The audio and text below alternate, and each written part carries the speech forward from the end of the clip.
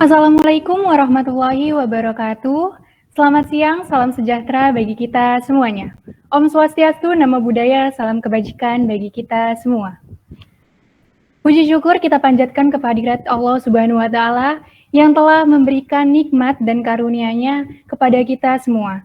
Salawat dan salam marilah kita curahkan kepada Nabi Muhammad SAW sehingga kita semua dapat berjumpa via Google Meet siang hari ini dalam acara Discussion Series 3 yang mengangkat tema Tradisi Nyate Daging Kurban di Mata Gizi.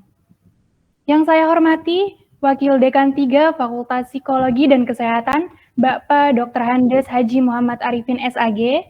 Yang saya hormati Ketua Program Studi Gizi, Ibu Dr. Dina Sugianti SGZ MSI. Yang saya hormati narasumber Discussion Series 3 kali ini, yaitu Bapak Angga Hardiansyah SGZ MSI. Yang saya hormati Ketua HMJ Gizi, Kak Ivan Irawan Firdausi. Yang saya hormati Ketua Pelaksana Discussion Series 3, Kak Salsabila Ilmi Rizkika. Dan tak lupa pula yang saya sayangi seluruh teman-teman yang sudah menyempatkan hadir pada acara diskusi ketiga kali ini. Sebelumnya, izinkan saya terlebih dahulu untuk membacakan susunan acara pada siang hari ini. Acara pertama yakni pembukaan, acara yang kedua sambutan, acara ketiga yakni penyampaian materi dilanjut dengan sesi tanya-jawab, acara keempat penyerahan sertifikat, acara kelima sesi dokumentasi, acara keenam post-test, dan acara yang terakhir yaitu penutup. Memasuki acara pertama yaitu pembukaan. Marilah kita buka acara pada siang hari ini dengan bacaan Ummul Quran, ala hadiniya wa ala kulli niyatin sholihah, Al-Fatihah.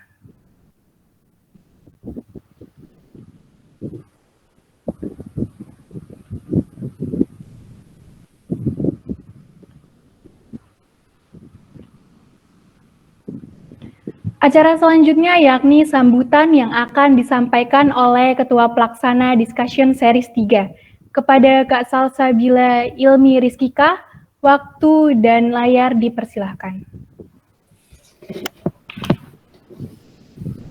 Baik, terima kasih. Sebelumnya mohon maaf apabila kameranya gelap ya. Baik, saya mulai. Assalamualaikum warahmatullahi wabarakatuh.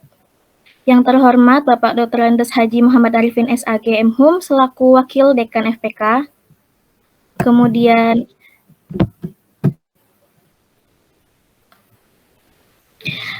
yang terhormat Ibu Dr. Dina Sugianti MSI selaku Ketua Program Studi Gizi FPK.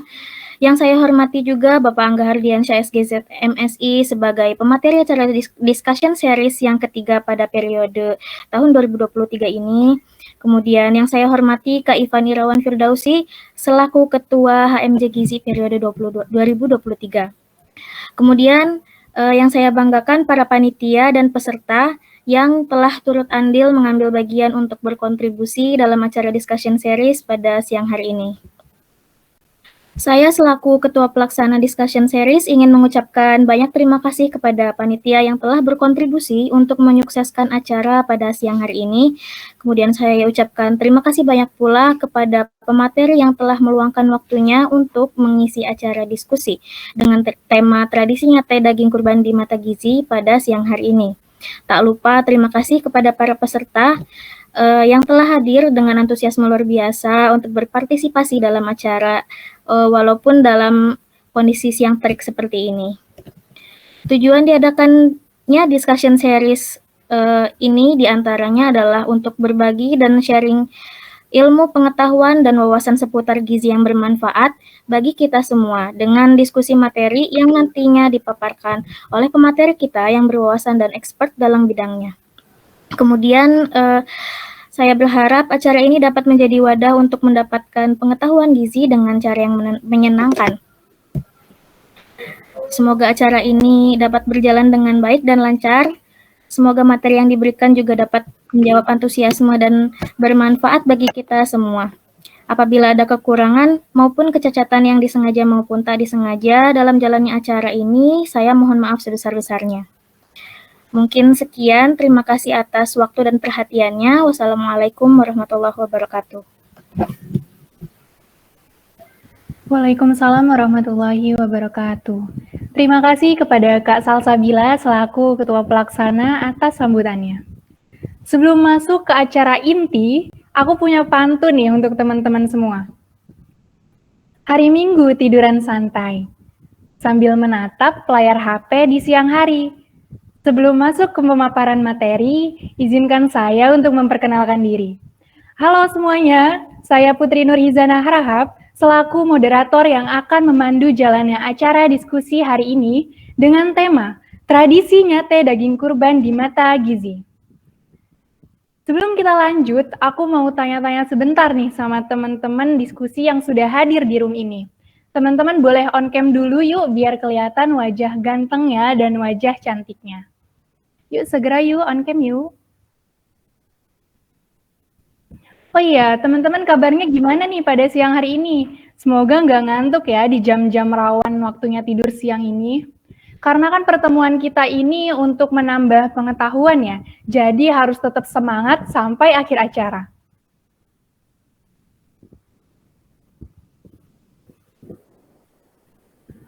Aku juga penasaran nih sama teman-teman. Teman-teman boleh ketik ya di kolom chat teman-teman asalnya dari daerah mana aja sih kalau boleh tahu.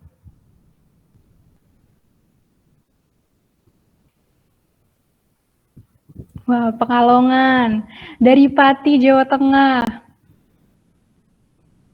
Iya, nggak apa-apa. Oh, gangguan sinyal. Bandung, Sidoarjo, Padang, Banjarmasin, Rembang, Demak, tercinta, Sulawesi, Jateng, Lampung. Wah, keren. Banjarnegara.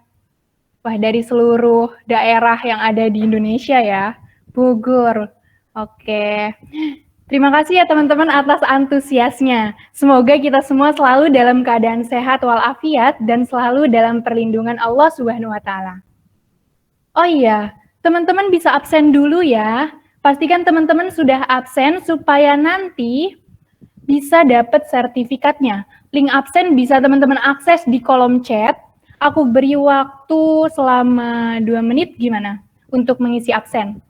Bisa dimulai dari sekarang ya teman-teman. Aku tunggu sampai jam 13.18.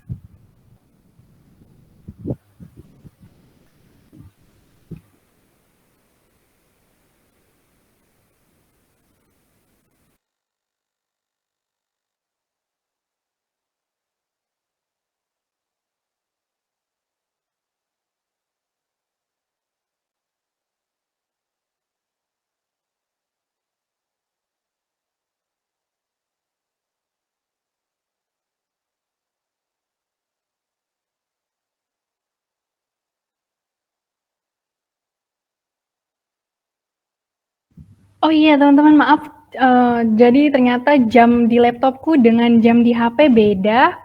Aku tunggu sampai jam 13.17 deh. Soalnya ini ternyata di laptop lebih cepat. Maaf ya teman-teman.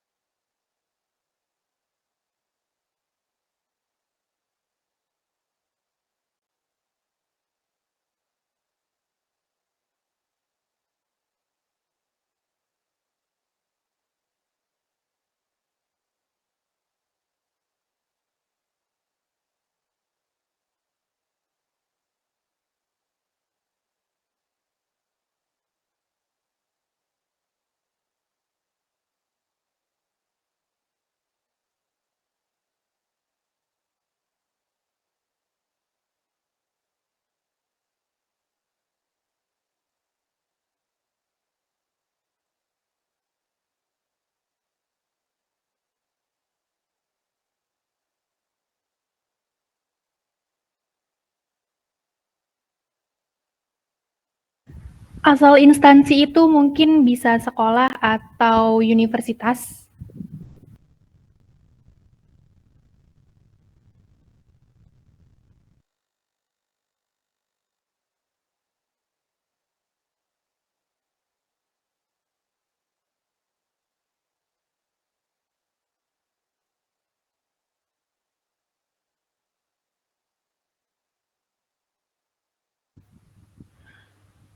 Gimana teman-teman, udah pada absen semua belum nih?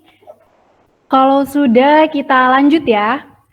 Seperti yang kita tahu, di tanggal 29 Juni lalu memperingati Hari Raya Idul Adha bagi umat Islam. Hari Raya Idul Adha memang identik dengan tradisi nyate. Bahkan hampir semua orang di setiap daerah melakukan tradisi tersebut. Nyate adalah kegiatan membuat sate yang berbahan dasar daging dengan cara membuat bumbu kacang ataupun kecap, kemudian dibakar hingga matang. Dalam pengolahan dan pengonsumsian daging tersebut, ternyata tak luput dari sudut pandang gizi loh teman-teman. Kita juga perlu mengetahui informasi kandungan gizinya, apa dampak baik dan buruknya bagi kesehatan, kemudian berapa sih porsi konsumsi yang dianjurkan sesuai kebutuhan. Hal ini perlu kita pahami agar tradisi nyate ini memberikan dampak baik bagi kita, bukan malah sebaliknya. Untuk membahas hal tersebut, kita akan mengetahui lebih lanjut dari materi yang akan dipaparkan oleh pemateri kita yang sangat luar biasa hari ini, yaitu Bapak Angga Hardiansyah, SGZ MSI. Pak Angga ini merupakan salah satu dosen program studi gizi di UIN Wali Songo Semarang. Beliau telah menyelesaikan pendidikannya jenjang sarjana dan magister bidang ilmu gizi di Institut Pertanian Bogor. Oh iya, beliau juga memiliki banyak pengalaman nih teman-teman. Sebagai Staf Quality Control PT Heinz ABC Indonesia di tahun 2012 sampai 2013, Asisten Manajer Produksi PT Dua Kelinci tahun 2013. Selain sebagai dosen, saat ini beliau juga sebagai auditor halal Lembaga Pemeriksa Halal UIN Wali Songo, Ketua Redaksi Jurnal NutriScience, dan owner peternakan atau juragan kambing. Selain itu, beliau juga pernah mengikuti pelatihan HACCP ISO 22000 versi 2005, auditor halal dan juga juru sembelih halal. Selain itu, beliau juga pernah, untuk informasi lebih lanjut, teman-teman bisa menghubungi via email yaitu anggahardiansyah@gmail.com atau via mobile dengan nomor 0852 1568 6007. Itu dia seputar informasi terkait pemateri kita yang sangat luar biasa pada siang hari ini. Mohon maaf Pak, apakah Pak Angga sudah ada di room ini? Oke, siap. Oke, bagaimana kabarnya pada siang hari ini Pak? Alhamdulillah sehat, semangat seperti Mbak Putri ini, semangatnya luar biasa. Masya Allah, Alhamdulillah. Oke, sebelumnya terkait share screen PPT, apakah Bapak ingin share screen sendiri atau dibantu oleh teman-teman HMJ ya? Saya share sendiri enggak apa-apa? Oke, baik. Terima kasih Pak. Izin menyampaikan Pak, untuk sesi pemaparan materi selama 45 menit, kemudian akan dilanjut dengan sesi tanya-jawab selama 15 menit untuk 3 penanya terpilih. Bagi teman-teman yang ingin bertanya, bisa dikirimkan melalui kolom chat dengan format nama _ pertanyaan, atau bisa langsung raise hand, on mic, dan on cam, kemudian sampaikan pertanyaannya apa ya nanti, pertanyaannya apa ya teman-teman nanti. Oke, tanpa perlu berlama-lama lagi, sepertinya teman-teman juga udah bosen dengerin aku ngomong dari tadi. Baiklah, kepada Pak Angga selaku pemateri bisa segera mulai untuk memaparkan materinya. Waktu dan layar saya persilahkan. Baik, terima kasih Mbak Putri sebagai moderator sekaligus pembawa acara ya pada sesi diskusi. Pak Arifin hadir enggak kan? Tidak hadir, Pak. Oh iya, baik. Terima kasih adik-adik semua yang telah menyempatkan waktunya untuk hadir di saat liburan ya. Ini liburan ya untuk mahasiswa? Betul, Pak. Liburan semester. Oke, liburan tapi masih semangat untuk berdiskusi itu luar biasa. Nah, saya kira itu sesi mengenai nyate di Idul Adha atau di hari kurban itu dipaparkan sebelum Idul Adha, sebelum hari kurban. Tapi ya enggak apa-apa, untuk Idul Adha selanjutnya ya, pengalamannya nanti bagaimana, kiat-kiatnya bagaimana supaya tetap dari sisi food safety atau keamanan pangannya tetap diperhatikan, tetap bermanfaat Tentunya untuk kelompok-kelompok yang lebih beresiko. Kalau mahasiswa ini makan sate sepuasnya pun saya rasa tidak masalah, paling setahun sekali. Ya, saya mohon izin share screen ya Mbak Putri. Monggo Pak, silakan.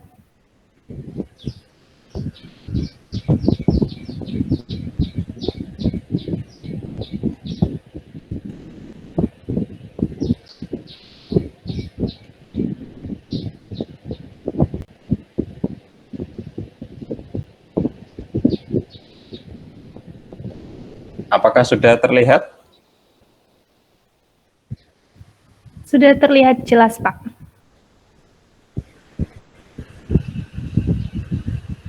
Baik.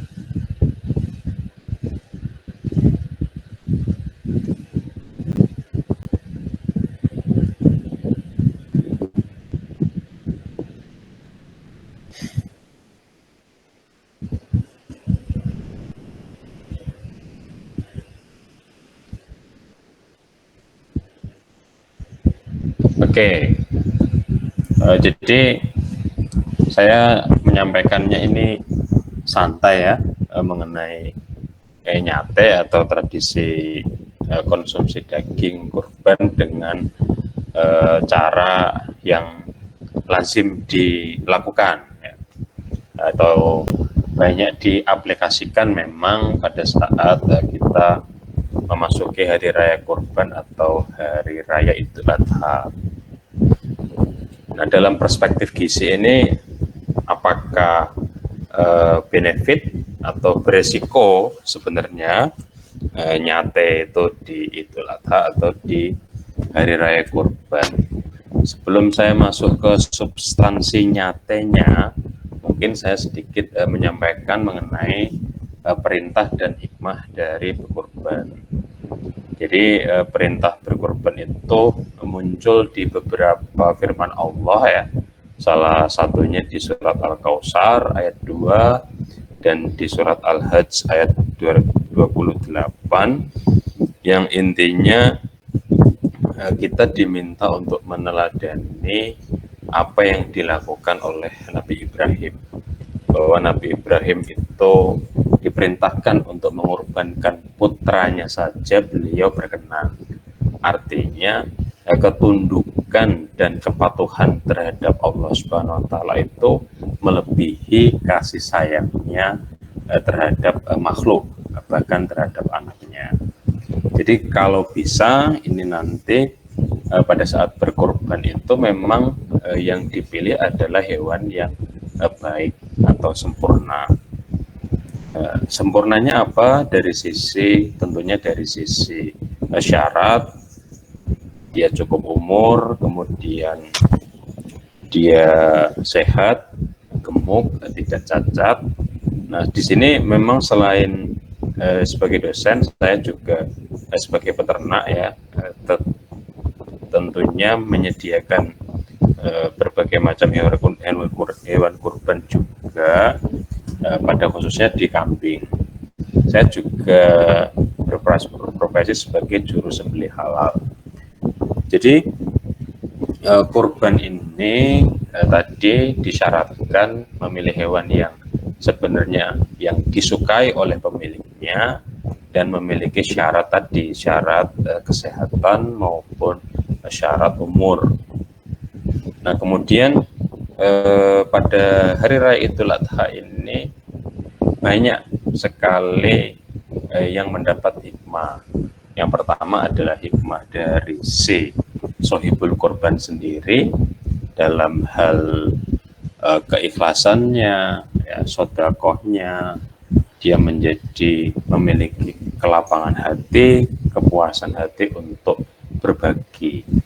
Nah, untuk yang penerimanya ini sangat bersyukur juga karena bisa mengkonsumsi daging dalam kondisi gratis ya, jadi tidak dibeda-bedakan, tidak harus mendapatkan daging korban itu yang benar-benar fakir, yang medium-medium pun artinya yang cukup dari sisi materi, kalau memang dagingnya banyak itu boleh tetap diberikan, meskipun lebih khususnya itu diberikan kepada yang fakir. Nah, di sini tentunya konsumsi daging sebagai pangan yang merupakan sumber protein hewani ini menjadi meningkat, sehingga kalau di ilmu gizi, kalau survei konsumsi untuk menggambarkan kebiasaan sehari-hari yang dilakukan pada hari raya kurban itu tidak dianggap valid. Nah, karena pada saat itu nanti tentunya berbeda dengan konsumsi sehari-hari. Nah, dalam sisi ini bagus dalam peningkatan asupan protein dari hewani, dari daging. Nah, itu overview dari bagaimana perintah dan hikmah dari berkorban. Karena di Indonesia sendiri konsumsi daging per kapita atau per individu per orang itu sangat rendah. Nah, ini berbeda dengan negara-negara yang sudah maju. Ini juga merupakan salah satu pemicu bahwa Indonesia ini prevalensi stuntingnya ini masih tinggi karena kurang makan daging. Ya, tidak hanya daging sebenarnya, kurang makan sumber protein hewani. Kemudian di Indonesia juga prevalensi anemia atau kekurangan sel darah merah itu juga tinggi. Nah, salah satu penyebabnya adalah rendahnya konsumsi red meat atau daging merah. Karena daging merah ini merupakan penyumbang protein dan Fe yang sangat bagus untuk proteksi dan perbaikan anemia. Nah, di Indonesia sendiri daging kurban itu ada 3 sih yang sejauh ini saya jumpai banyak dipotong untuk kurban. Yang pertama adalah sapi tentunya, kemudian kambing dan domba. Nah, kambing dan domba ini sedikit berbeda dari karakteristik bulunya. Nah, yang diteladani oleh Rasulullah pertama itu memang dalam bentuk domba. Tetapi di Indonesia ini diadaptasi boleh berkurban dalam bentuk hewan sapi, kambing maupun domba. Nah, ketiga daging ini sebenarnya memiliki kandungan gizi dengan karakteristik yang tidak berbeda jauh. Ya, hanya selisih sekitar beberapa persen di bagian lemak tubuhnya maupun di bagian protein. Tapi ini pun sangat bervariasi tergantung bagian tubuh mana yang diambil sebagai daging. Nah, penelitian saya tahun 2019 itu mengidentifikasi bagaimana komponen zat gizi pada daging kambing. Itu ternyata yang bagian paha yang tidak ada gajihnya itu komposisi lemaknya itu cenderung lebih rendah dibandingkan dengan di bagian punggung atau di bagian iga, karena paha atau kaki itu yang sering digunakan untuk exercise. Nah, yang tidak kalah penting dari sisi daging kurban itu adalah handling atau penanganannya setelah hewan itu disembelih. Nah, saya misalnya setelah menyembelih, kemudian hewan tersebut mati, dinyatakan dari pupil matanya yang tidak berkedip pada saat dipejet. Nah, di situ kemudian dagingnya diambil. Nah, handling di sini yang sebenarnya penting.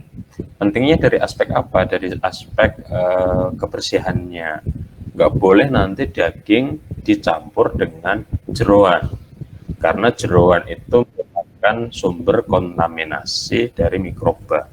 Kalau dia sudah mati, nanti perkembangan mikroba yang ada pada jeroan itu jauh lebih cepat dibandingkan pada daging, sehingga nggak boleh itu nanti dicampur. Nah, kemudian daging ini memiliki karakteristik protein tinggi, lemak tinggi, sehingga mudah rusak. Sebisa mungkin, secepat mungkin harus segera didistribusikan, sehingga tidak memberikan waktu mikroba pembusuk untuk hadir di dalam daging itu. Jadi secepat mungkin, sesegera mungkin harus segera didistribusikan sebelum dia berada di aspek penyimpanan yang beku. Kalau mau didistribusikan ke jauh misalnya, ya harus dalam keadaan yang beku. Dingin tidak cukup, ya, harus beku, harus ada pada suhu di bawah minus 10 derajat supaya daging itu tetap ada dalam keadaan yang baik. Nah, kemudian nyate sendiri yang banyak dipraktikkan di masyarakat pada saat Idul Adha itu lebih dipilih daging kambing, karena daging kambing itu memiliki tes dan aroma yang lebih menyengat ya dibanding dengan daging sapi. Nah, memang dari sisi lemak itu ada sedikit perbedaan dengan daging kambing. Tetapi dari sisi statistika, saya analisis pada tahun 2019 itu sebenarnya tidak berbeda nyata. Tergantung juga di bagian mana daging itu kita ambil. Yang saya sampaikan tadi, di bagian paha itu lemaknya itu cenderung lebih rendah dibandingkan di bagian yang tidak banyak digunakan hewan itu untuk bergerak. Nah, ini kandungan zat gizi yang pernah saya teliti pada 100 gram daging kambing. Nah, airnya yang tinggi memang, kemudian dengan protein yang tinggi 21 gram atau 21%, kemudian lemak totalnya hanya sekitar kurang dari 1 gram atau kurang dari 1%, kemudian lemak trans 0, ya, kolesterolnya ini 27,74. Ini tidak berbeda jauh dengan kolesterol yang ada pada daging sapi maupun domba. Nah, dengan zat besi yang relatif cukup tinggi, sekitar 3,32 mg. Ini yang saya analisis berdasarkan basis daging mentah ya, yang waktu itu saya ambil di bagian paha bagian belakang. Nah, kemudian bagaimana dengan nyate? Apakah nyate itu aman? Nah, bagaimana kita menyikapi ini itu tergantung, yang pertama adalah digunakan atau dikonsumsi oleh kelompok umur yang seperti apa. Kemudian yang kedua, apakah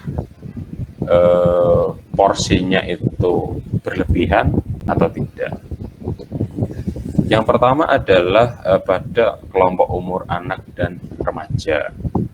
Nah, anak, remaja, khususnya yang memiliki status gizi normal ya, di sini justru diminta untuk mengkonsumsi makanan sumber protein hewani yang banyak. Tujuannya apa? Untuk mempercepat pertumbuhan primernya. Ya, tidak, apalagi pada remaja putri ya. Nah, penelitian saya tahun 2023 itu 22 menunjukkan bahwa sebagian besar ya, sekitar 35% itu remaja putri itu mengalami anemia pada kelompok umur 16 sampai 18. Nah, kemudian pada anak juga banyak masih ditemukan stunting. Sehingga apakah makan sate itu aman-aman saja untuk kelompok umur anak dan remaja? Jawabannya adalah iya. Ya, justru malah dianjurkan konsumsi daging sebanyaknya. Kemudian bagaimana untuk kelompok dewasa sehat? Nah, pada kelompok dewasa sehat rentang usia 19 hingga 39 ini sebenarnya juga oke-oke saja, asalkan dalam satu serving size itu tidak berlebihan. Misalnya makan sate itu kan 10 tusuk, itu satu porsi biasanya di warung ya, itu kan sebenarnya sudah optimal ya, sudah kenyang.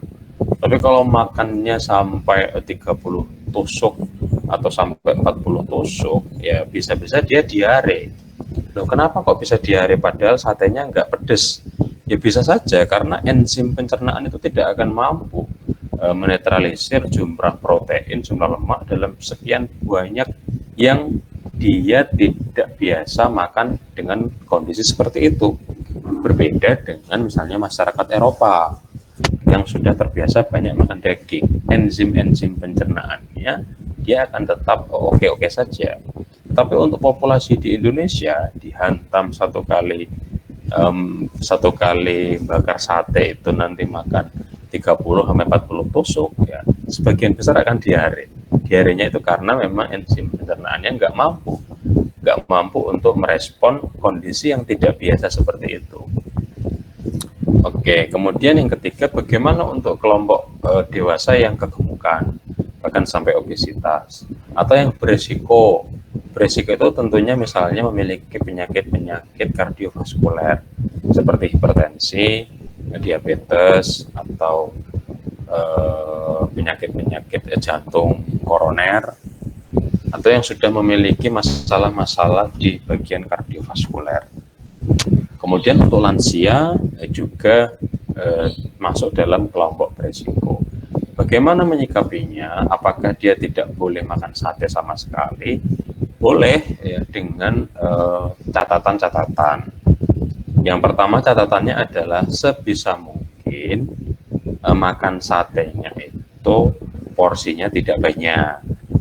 Kalau yang tadi anak-anak habis 10 tusuk, ya dibatasi 3 tusuk, 4 tusuk. Kemudian apakah yang hipertensi nggak boleh sama sekali? Boleh, ya, boleh sebenarnya dengan tetap membatasi porsinya.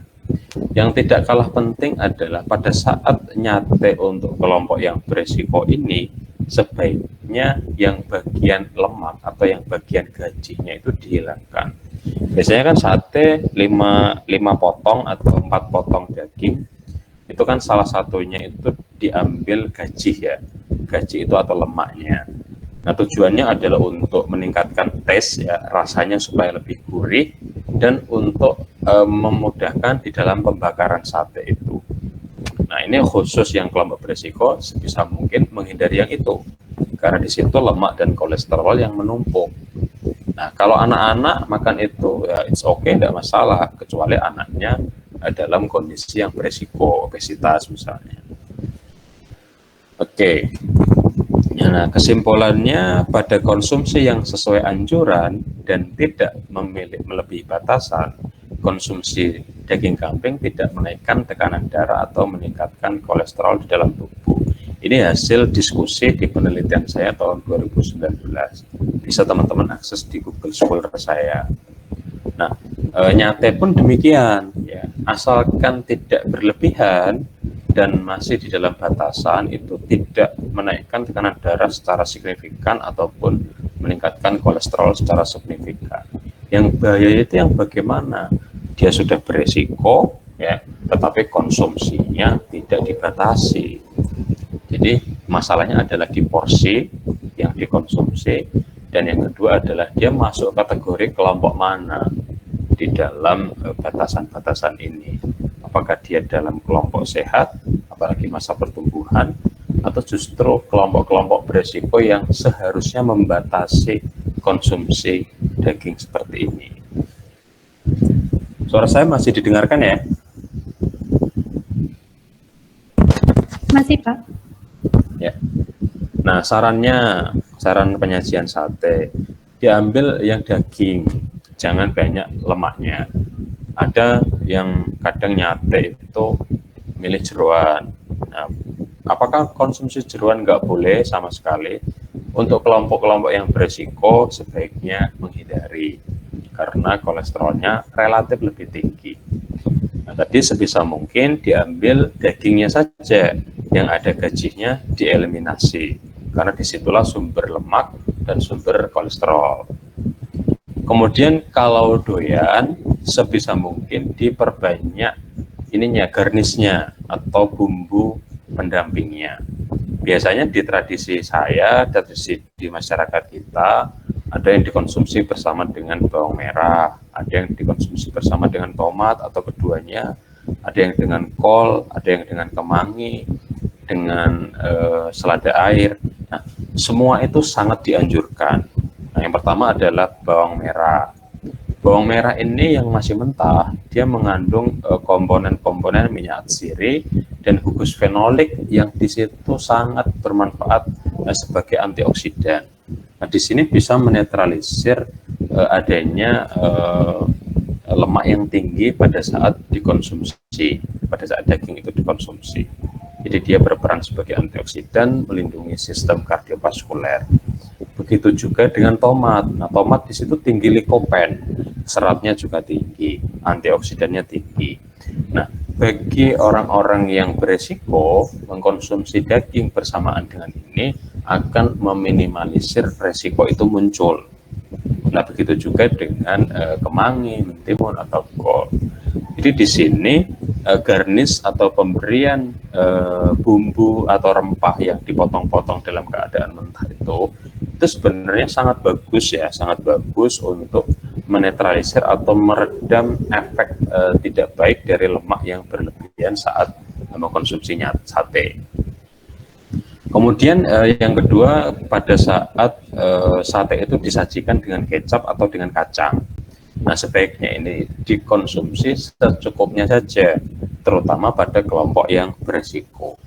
Nah, saya sampaikan tadi, untuk kelompok anak-anak, kelompok remaja, berlebihan sedikit, it's okay, karena tubuhnya masih dalam fase kejar tumbuh.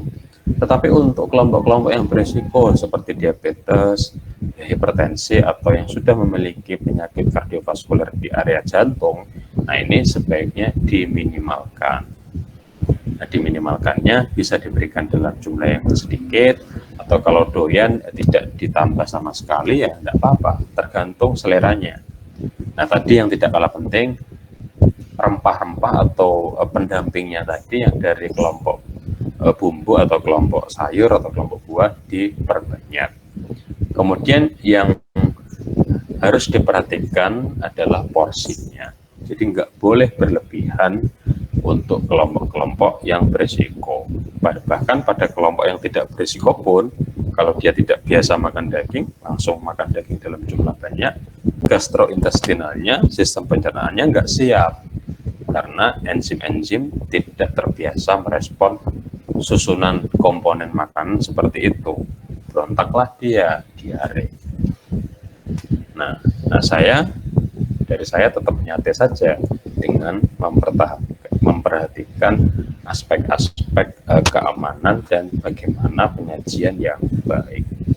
Mungkin dari saya itu, saya matikan screen-nya, saya kembalikan kepada Mbak Putri sebagai moderatornya ya.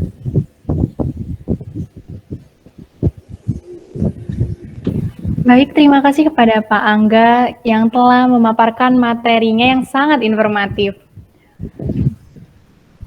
Oke, teman-teman, itu tadi pemaparan materi yang sangat informatif yang telah disampaikan oleh Pak Angga. Selanjutnya, untuk mempersingkat waktu, langsung saja kita masuk ke sesi tanya-jawab. Bagi teman-teman yang ingin bertanya bisa dikirimkan melalui kolom chat dengan format nama _ pertanyaan atau bisa langsung raise hand. Kemudian disampaikan pertanyaannya apa.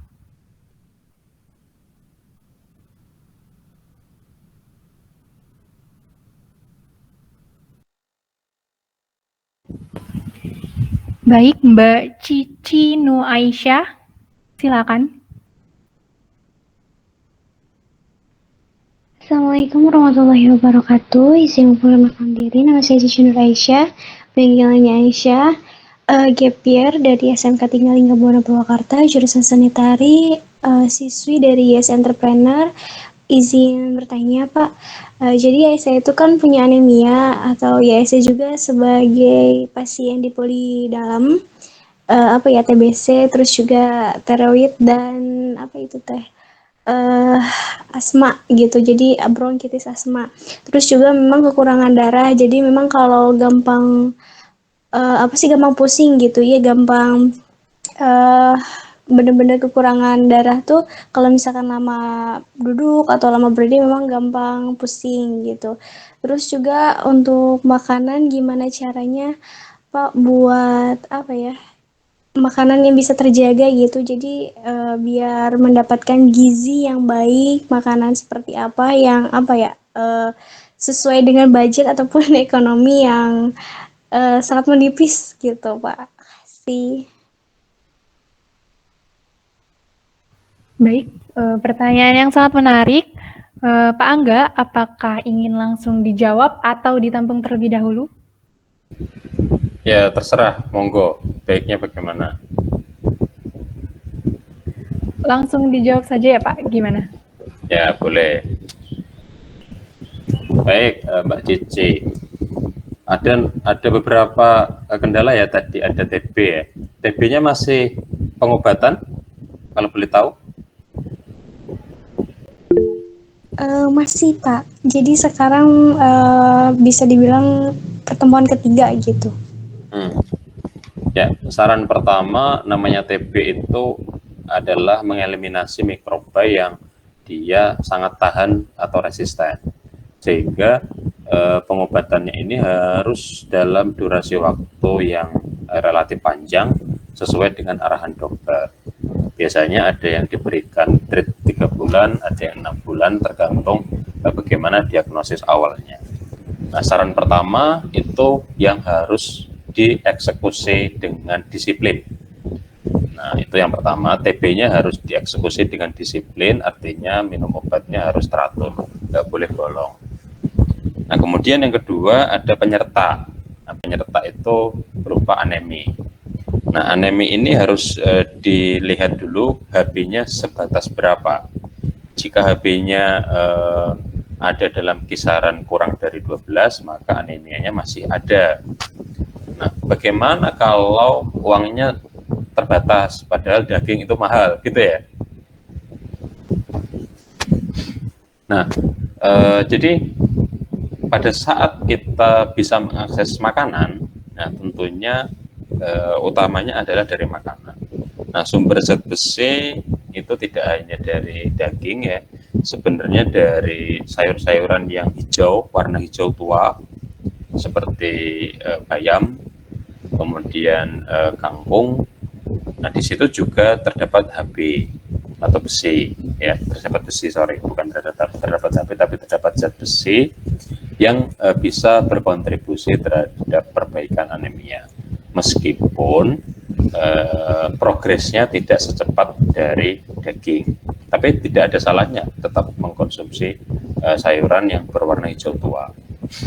Kemudian yang tidak kalah penting, kalau memang anemianya sampai memberikan dampak terhadap gejala, ya harus mengkonsumsi besi dalam bentuk suplemen.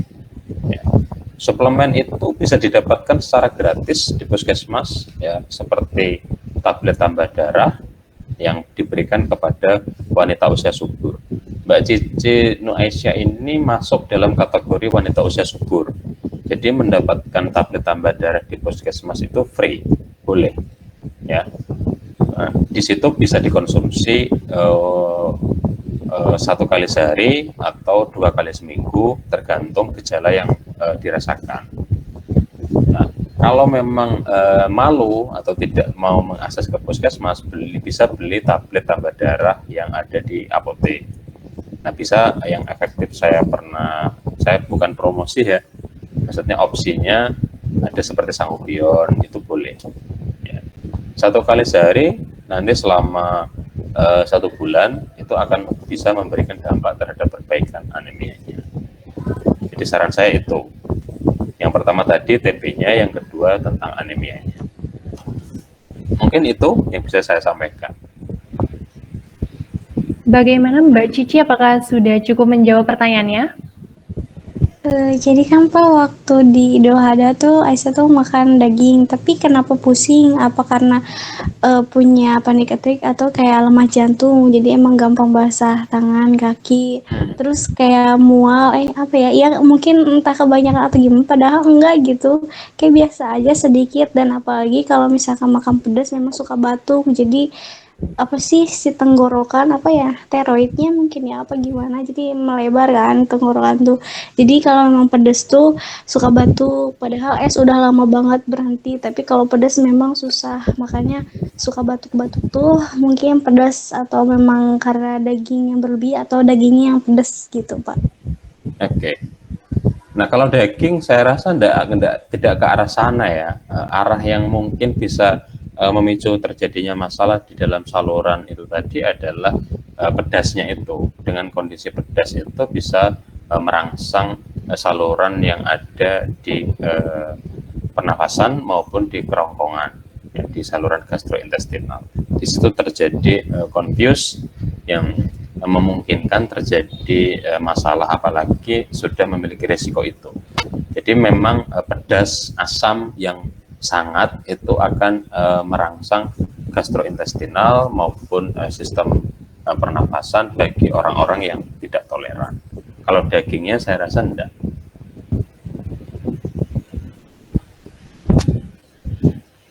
Mungkin itu, Mbak Putri. Oke, Mbak Cici sudah cukup menjawabkah pertanyaannya? Sudah menjawab, Pak. Makasih atas ilmunya. Oke, bagi teman-teman yang ingin bertanya, silakan ketik di kolom chat atau bisa langsung raise hand, seperti kayak Mbak Cici tadi.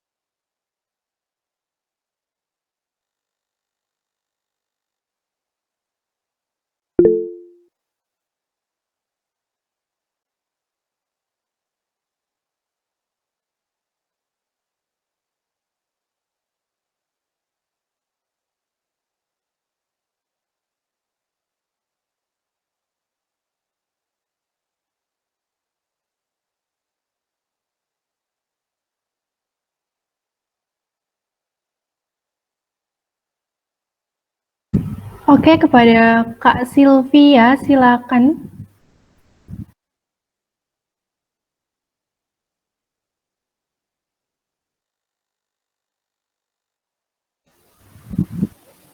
Baik, terima kasih moderator. Assalamualaikum Pak Angga. Saya izin bertanya. Sebelumnya suara saya apakah jelas? Jelas. Oke. Jadi pertanyaannya seperti ini Pak Angga. Apakah ada perbedaan dan keunggulan dari daging ternak yang disembelih atau dikurbankan sesuai anjuran Islam dan yang tidak? Sebagaimana kan kalau daging, semua daging kalau tidak sakit ya sama gitu ya Pak Angga, ininya apa namanya, kandungan gizinya gitu. Namun apakah jika daging tersebut yang disembelih dengan anjuran Islam dan disembelih dengan tidak anjuran Islam, maksudnya asal saja seperti itu, apakah ada perbedaan dan keunggulan gitu dari kedua daging tersebut? Terima kasih Pak Angga.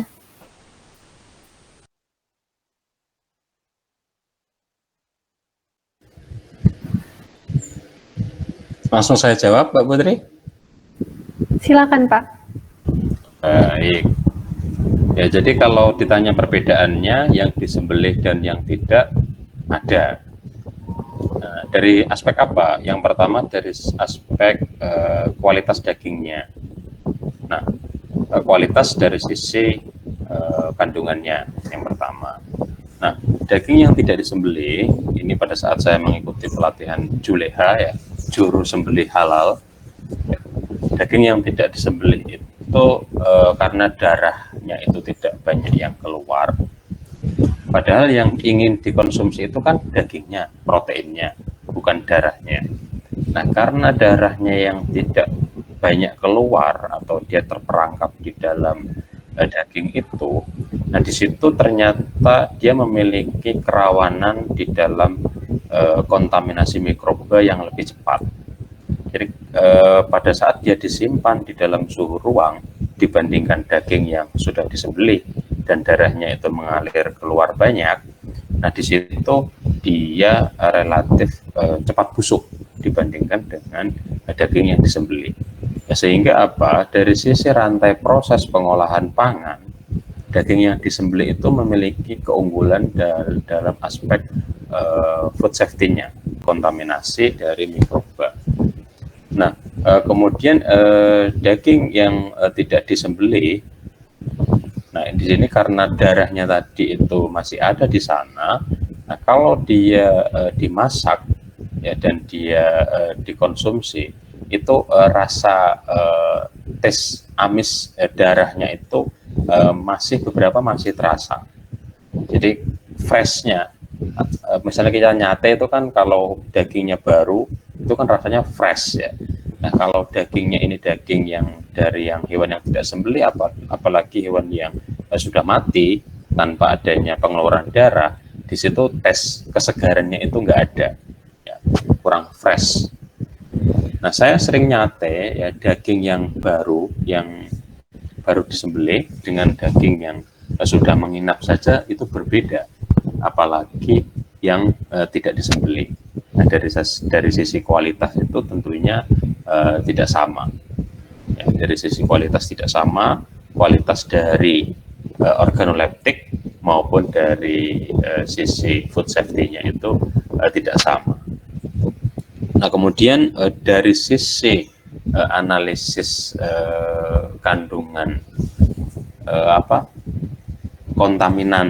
kontaminan mikroba pada saat dibuktikan dengan uji total plate count atau cemaran mikroba yang muncul di dalam daging itu, apakah daging ini disembelih atau tidak, ternyata yang tidak disembelih itu memunculkan hasil analisis cemaran mikroba yang lebih tinggi dibandingkan dengan daging yang disembelih dengan syariat Islam. Jadi karena itu dari sisi food safety maupun dari sisi tes atau rasa, maka meskipun dia masyarakatnya itu bukan masyarakat muslim, kalau dagingnya itu kalau yang diinginkan adalah dagingnya, maka mereka tetap merekomendasikan untuk disembelih.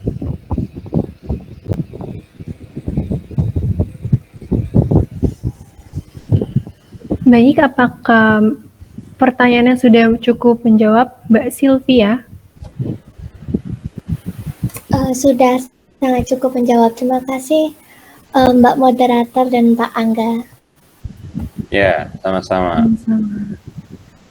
Ada pertanyaan nih Pak di kolom chat. Izin saya bacakan ya Pak. Dari Mbak Safira Nurul Jannah. Apakah tingkat kematangan daging sate kambing atau sapi dapat mempengaruhi kandungan gizi dan mempengaruhi efeknya terhadap tubuh? Silakan dijawab Pak.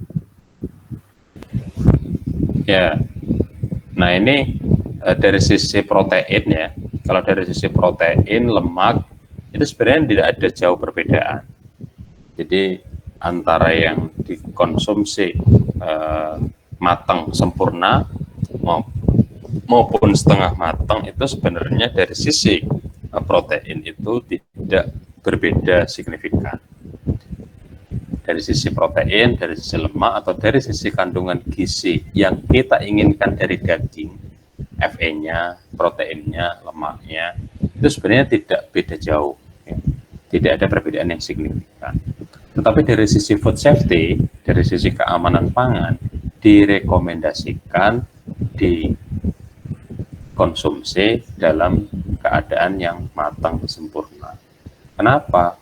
Karena daging ini tadi, saya sudah menyampaikan bahwa daging ini merupakan pangan yang bersumber dari hewani dengan kondisi zat gizi yang tinggi. Proteinnya tinggi, lemaknya tinggi, kadar airnya tinggi. Sehingga pada saat dia sudah diambil, ya, sudah dipisahkan dari hewan hidup, nah di situ sudah mulai tumbuh mikroba.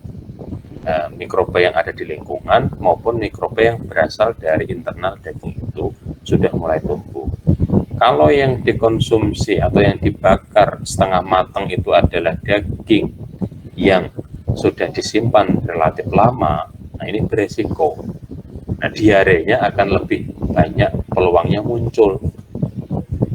Nah, jadi dari sisi zat gizi tidak beda jauh, tetapi dari sisi food safety ada perbedaan. Disarankan konsumsinya yang benar-benar terpanaskan sempurna. Nggak harus matang sempurna, tapi terpanaskan dengan cukup. Mungkin dari saya itu. Oke, Mbak Safira, apakah sudah cukup menjawab pertanyaannya?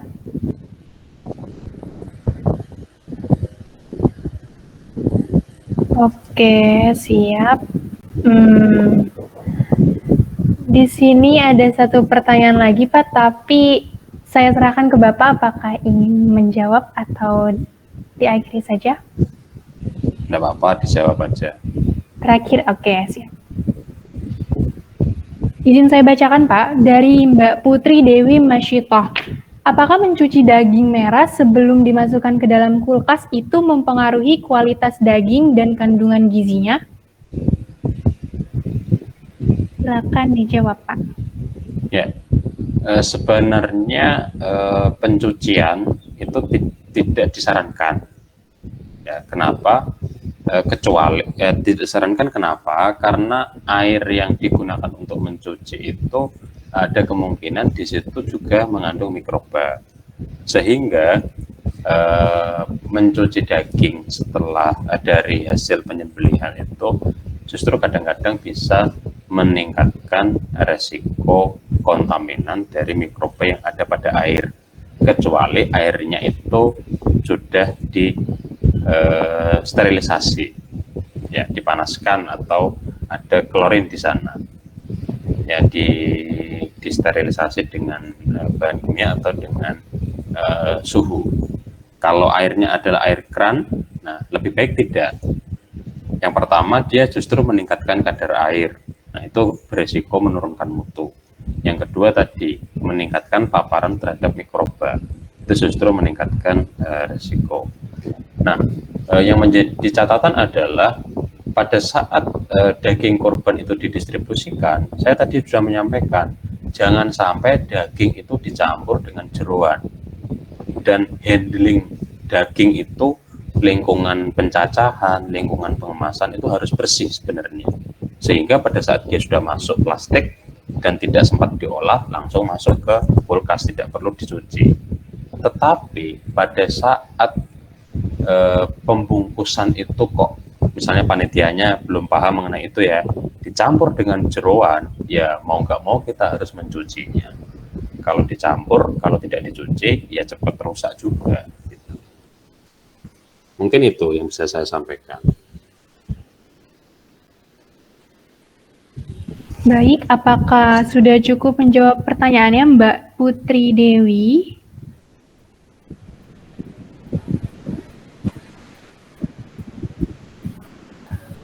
Oke. Nah, berhubung waktunya terbatas, maka kita cukupkan ya sesi tanya jawabnya. Mohon maaf yang sebesar-besarnya apabila masih ada pertanyaan dari peserta yang belum bisa terjawab. Terima kasih kepada teman-teman semua yang sudah mengajukan pertanyaan. Selanjutnya saya akan membacakan kesimpulan dari materi acara diskusi kita siang hari ini.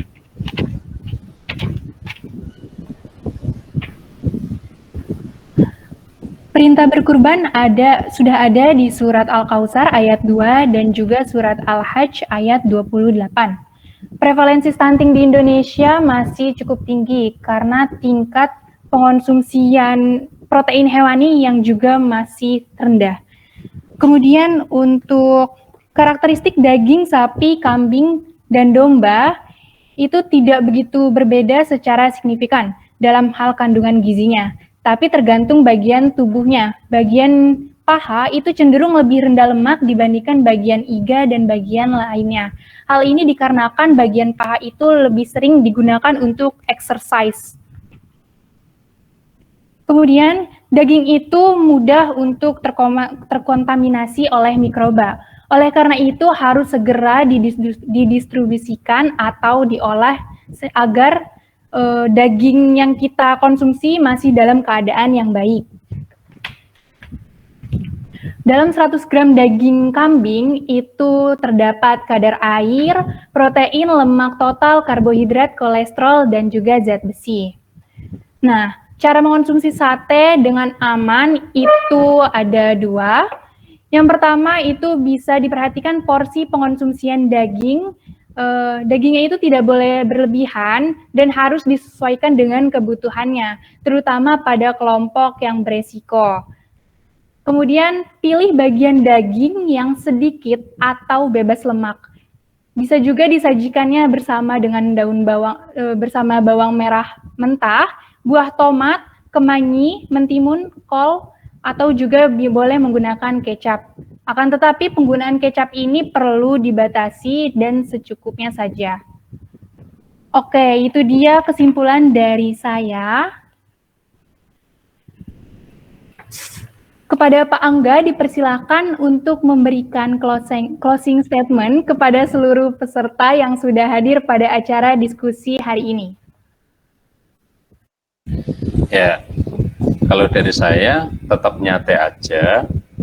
Yang penting porsi dan kelompok usianya diperhatikan.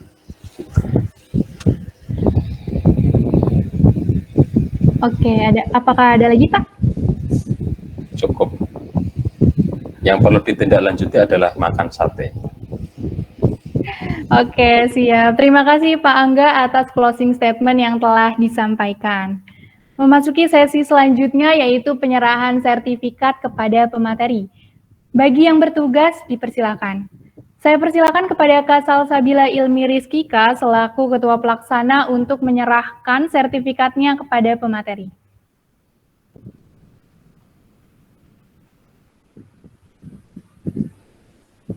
Baik, terima kasih.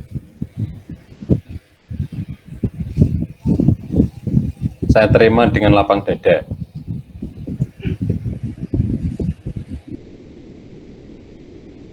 Kak Salsabila Ilmi Rizkika.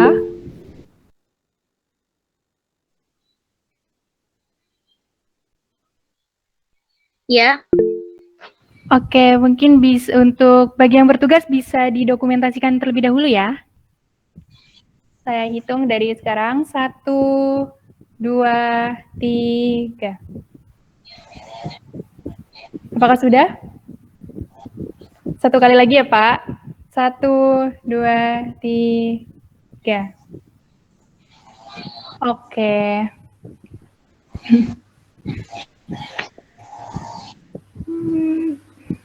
Baik, selanjutnya adalah sesi dokumentasi dengan pemateri. Kepada seluruh peserta di room ini, dimohon untuk menyalakan kameranya dulu ya, karena kita akan foto bersama dengan pemateri. Yuk, segera on cam yuk. Ayo teman-teman.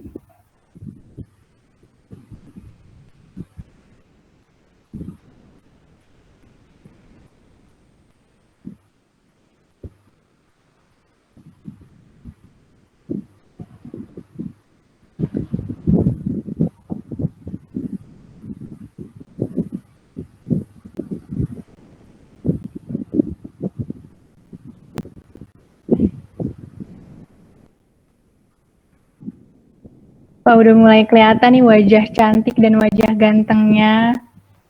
Ayo yang belum on cam masih ditunggu.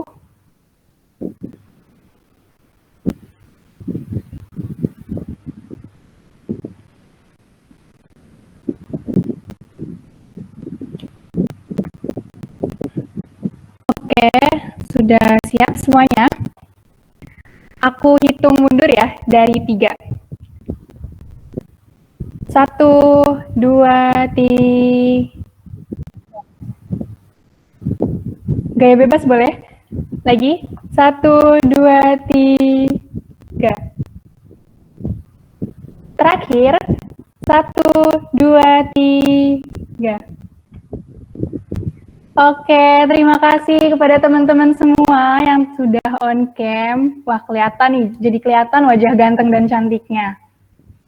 Baik, terima kasih kepada Pak Angga selaku pemateri pada diskusi hari ini yang telah meluangkan waktu, tenaga, dan pikirannya untuk menyukseskan acara Discussion Series 3 bersama HMJ Gizi Win Wali Songo Semarang. Semoga apa yang disampaikan oleh Bapak dapat bermanfaat bagi kita semua. Amin ya robbal alamin.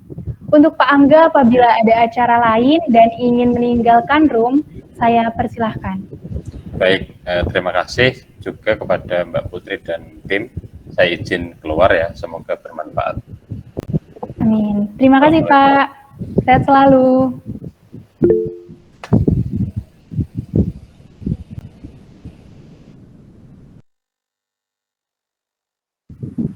Oke, teman-teman. Penyampaian materi udah selesai nih. Untuk mengukur seberapa paham sih teman-teman dengan materi tadi, kita akan berikan sedikit soal post-test yang bisa teman-teman kerjakan. Untuk teknis post-testnya akan diberikan link quizzes yang bisa teman-teman akses di kolom chat. Teman-teman bisa menggunakan nama lengkap yang sama seperti saat pengisian absen di Gform sebelumnya. Post-test tersebut juga sebagai absensi akhir teman-teman yang nantinya digunakan untuk mendapatkan sertifikat. Bagi teman-teman yang tidak mengerjakan post-test, maka tidak akan mendapatkan sertifikat. Teman-teman tidak perlu takut karena ini bukan UAS, UTS, dan lain sejenisnya. Soalnya hanya 10 soal, jadi tidak perlu takut ya. Setelah selesai mengerjakan post-testnya, nanti akan kita bahas bareng-bareng ya supaya lebih paham. Waktu pengerjaan post-testnya selama 10 menit. Teman-teman bisa segera join quizzesnya sekarang, kodenya sudah di-share di kolom chat. Tidak punya quizzes ya. Bisa masuk ke Google Chrome, ketik quizzes. Coba ya. Nggak harus ada aplikasi kok. Bisa ke Chrome atau Google. Nah, kodenya itu 693556. Nih, bagi teman-teman yang tidak punya aplikasi. Nih, nggak kelihatan ya?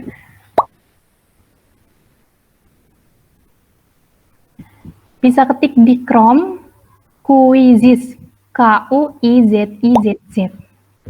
Maaf, izin aku ketik di Chrome.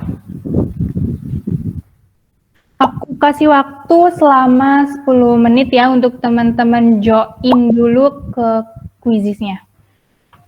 Di jam 2.25 quizzesnya akan segera dimulai. Kalau ada pertanyaan, silakan ditanyain aja di kolom chat, insya Allah aku jawab.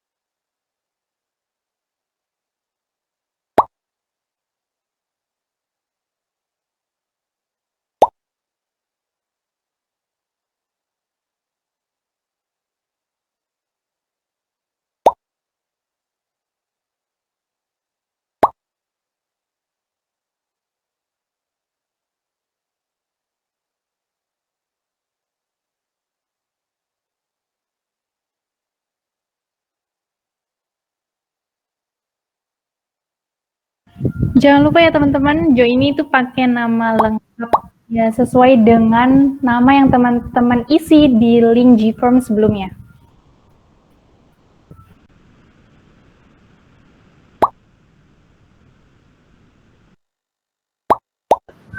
Udah 43 nih yang masuk. Bagi teman-teman yang belum join, ayo segera join, masih ditunggu.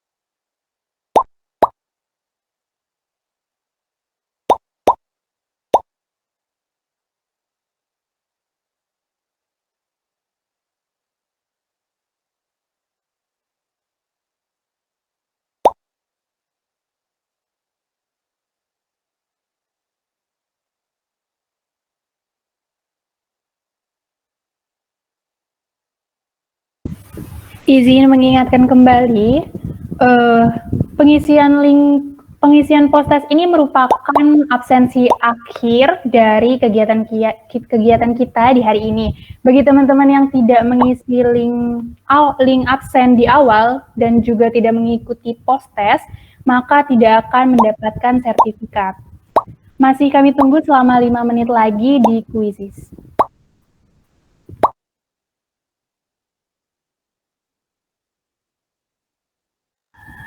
Maaf aku tiba-tiba keluar kalau lu nggak bisa masuk kalau namanya sama.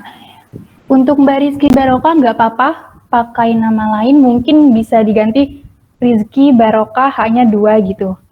Tapi kan masih sama. Kemudian sebelumnya pakai nama email terus keluar dan memasukkan nama panjang, tapi tidak bisa. Nama email. Bisa coba pakai email lain ya, Kak. Apakah teman-teman masih ada kendala? Yang terkendala bisa ditulis di kolom chat, mungkin dari tim kami bisa membantunya.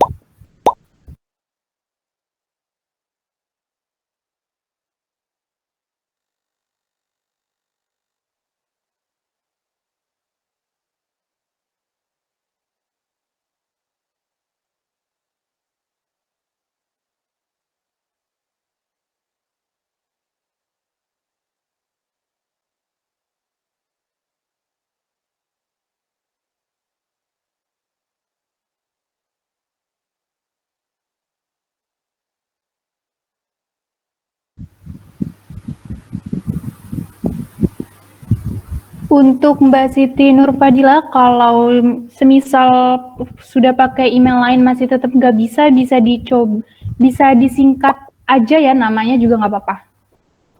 Kalau terkendala.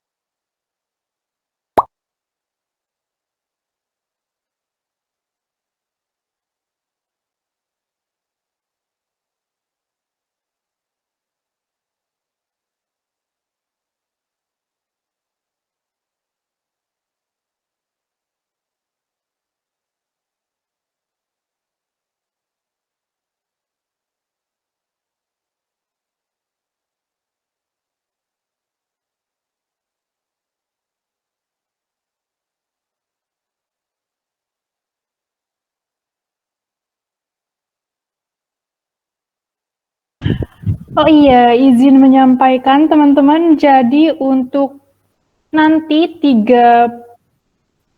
peserta terbaik, 3 peringkat teratas yang jawab kuisis ini, insya Allah akan diberikan hadiah 3 peringkat teratas.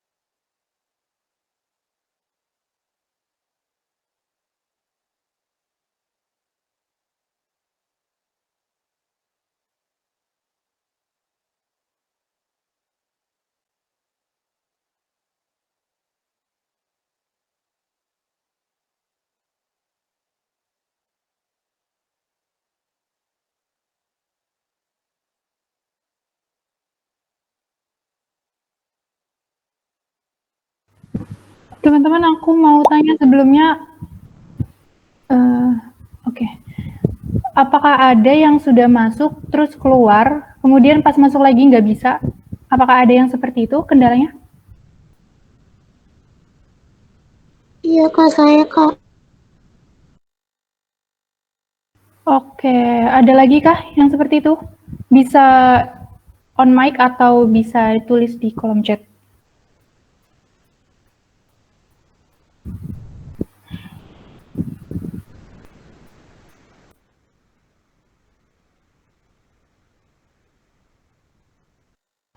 Oke, karena kita sudah lewat 3 menit dan ada juga teman yang terkendala, jadi bagi teman-teman yang masih terkendala itu nanti bisa ikut susulan ya, bisa menghubungi ke Kak Salsabila ataupun Kak Daniel.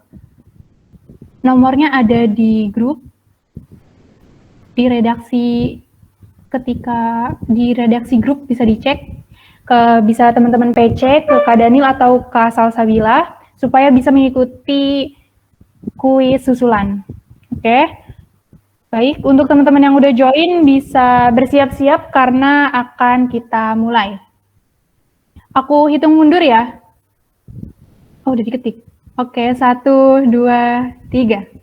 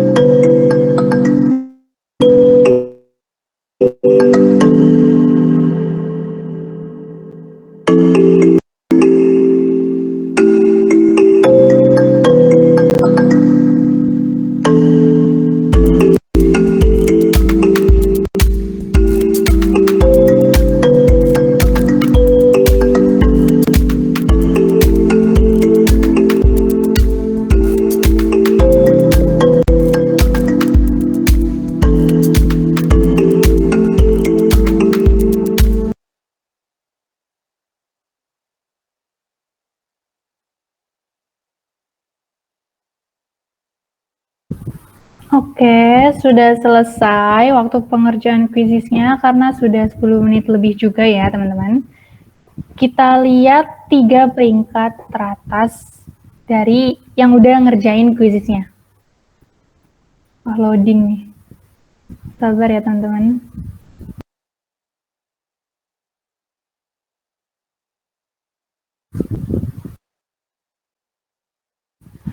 Oh iya, aku juga ingin mohon maaf dulu sebelumnya bagi teman-teman tadi, kalau nggak salah ada 2 orang ya yang nggak bisa join ya.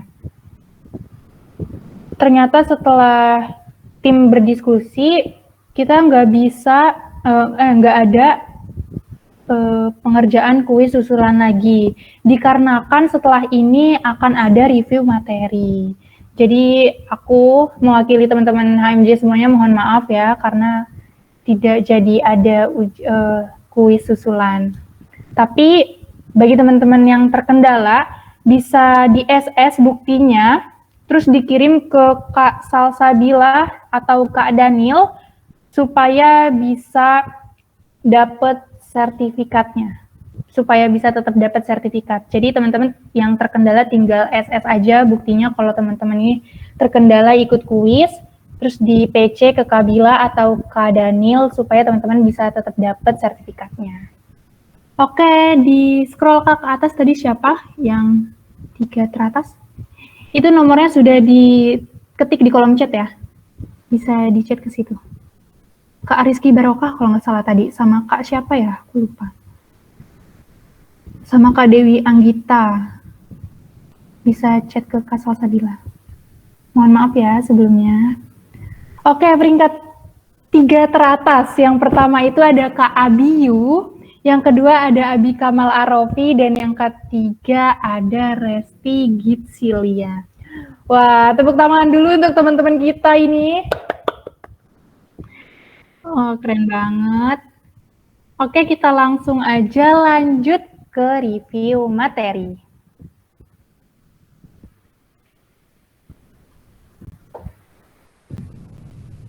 Oh iya, bagi 3 peringkat teratas juga bisa menghubungi Kak Kabila dan Kak Daniel ya, untuk mendapatkan hadiahnya.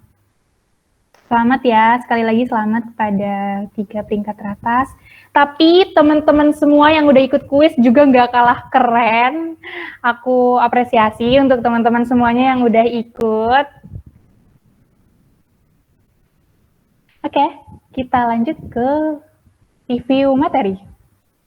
Soal yang pertama, di bawah ini merupakan hewan kurban, kecuali tentunya jawabannya ayam. Wih, nggak ada. Ini benar semua nih, keren. Oke, mungkin teman-teman juga udah tahu ya alasannya, jadi kita lanjut ke soal selanjutnya.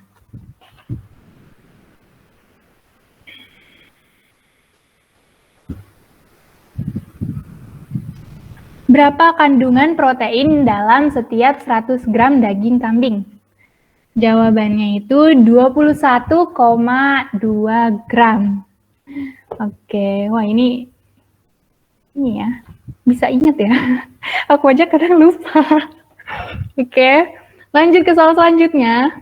Ini sesuai dari materi yang sudah dipaparkan oleh pemateri tadi. Bagaimana karakteristik daging yang disarankan untuk nyate?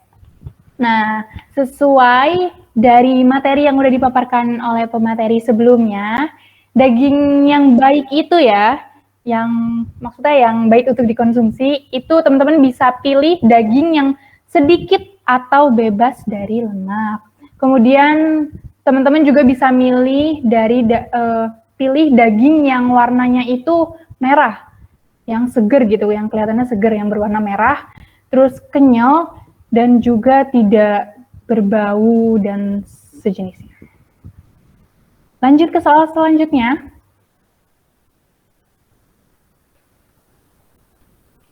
Soal keempat, saran penyajian sate yaitu disajikan dengan bahan pangan yang mengandung antioksidan. Jawabannya, semua jawabannya benar ya.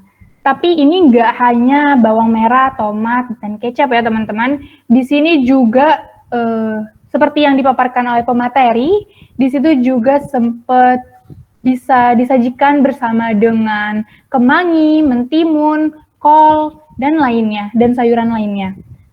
Nah, untuk penggunaan kecap ini harus tetap dengan porsi secukupnya ya, tidak boleh berlebihan, terutama pada kelompok yang beresiko. Soal selanjutnya.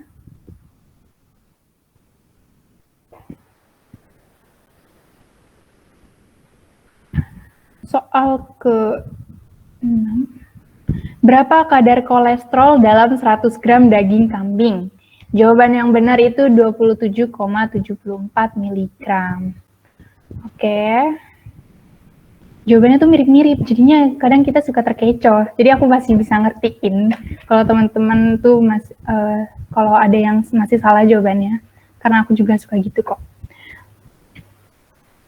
Soal selanjutnya, apa akibatnya jika mengonsumsi daging kambing secara berlebihan? Jawaban yang benar itu bisa meningkatkan kolesterol dan juga tekanan darah. Nah, ini akibat yang secara signifikan ya, yang bisa teman-teman lihat secara cepat gitu ya. Nah, sebenarnya untuk pengonsumsian daging kambing secara berlebihan juga bisa beresiko meningkatkan berat badan. Akan tetapi itu kalau daging kambing yang dikonsumsi itu benar-benar berlebihan dalam jangka waktu yang cukup panjang. Oke, selanjutnya, soal selanjutnya.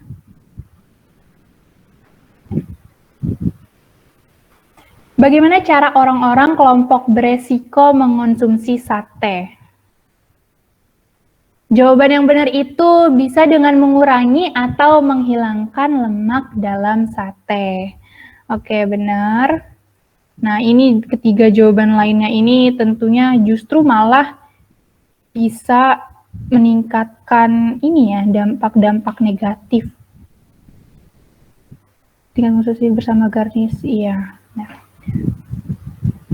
Seperti yang tadi udah aku sampaikan ya teman-teman, jadi dalam pengonsumsian sate itu, lebih baiknya kalau teman-teman itu pilih daging yang tidak atau sedikit lemak.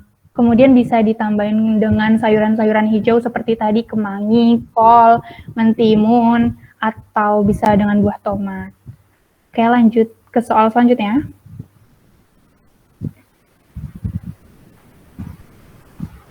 Kok itu love-nya baik banget ya? Oke. Daging tidak boleh digabung bersama dengan jeroan karena ya betul menyebabkan kontaminasi.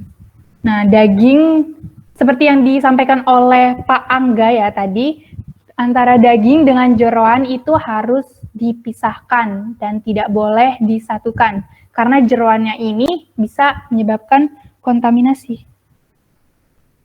Soal yang terakhir.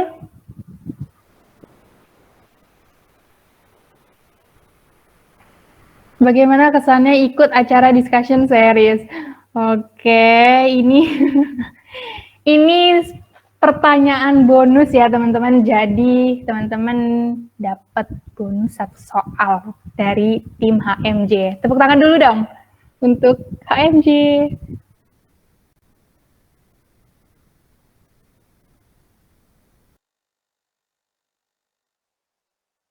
Oke, alhamdulillah. Sesi demi sesi telah berjalan dengan lancar. Saya Putri Nurhizana Harahap, selaku moderator dari acara diskusi hari ini, izin pamit undur diri. Apabila ada salah kata maupun perbuatan, baik yang disengaja maupun yang tidak disengaja, mohon dimaafkan. Semoga kita semua dapat berjumpa kembali di lain waktu. Stay safe and healthy. Sampai jumpa di acara diskusi kami berikutnya. Terima kasih. Wassalamualaikum warahmatullahi wabarakatuh.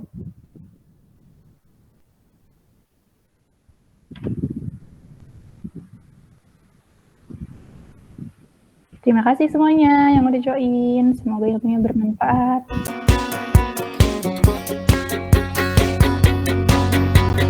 You're on the phone.